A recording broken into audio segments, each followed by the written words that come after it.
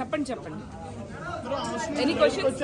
అవును, కొంచెం సాడ్ గానే ఉంది. అంటే నన్ను నేను ప్రూవ్ చేసుకునే టైం కూడా లేకుండా తొందరగా బయటకు వచ్చానన్న ఒక చిన్న ఫీలింగ్ అయితే ఉంది. నేను చాలా ఆశలతో బిగ్ బాస్ హౌస్ లోకి వెళ్ళా. అంటే నేను ఒక బెజవాడ బేబక్కగా నా వీడియోస్ అందరు చూశారు. నేను లైవ్ లో నిజంగా నిజ జీవితంలో ఎలా ఉంటాను అని చాలా మంది చూడాలనుకున్నారు. కాబట్టి నాకు కొంచెం టైం ఉంటే బాగుండు అనిపించేది బ్రదర్స్. అవును, అదే నా బాధ. మరి అదే నా బాధ. కంటెంట్ ఇచ్చి ఎంటర్టైన్ చేసి ఒక కుక్కర్ ఇష్యూ వల్ల బయటకు వచ్చాను. నేను ఆ కుక్కర్ నా జీవితంలో నేను మొహం చూడను. గొడవ పడకపోవడం కొంచెం నా తప్పే అమ్మా. నాకు తెలియదు అలా గొడవలు పడితేనే బిగ్ బాస్ హౌస్ లో ఉండాలని.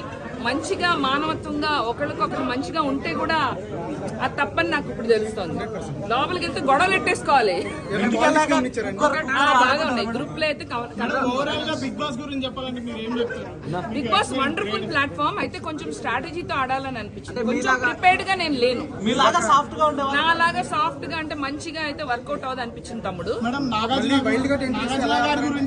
అప్పుడు స్ట్రాటజీతో ఆడతా. నాగార్జున గారితో ఇంటరాక్షన్ సూపర్ గా ఉండే. ఆయనకు ఒక పాట కూడా డెడికేట్ చేశా కదా. ఏది ఆడాను కదా.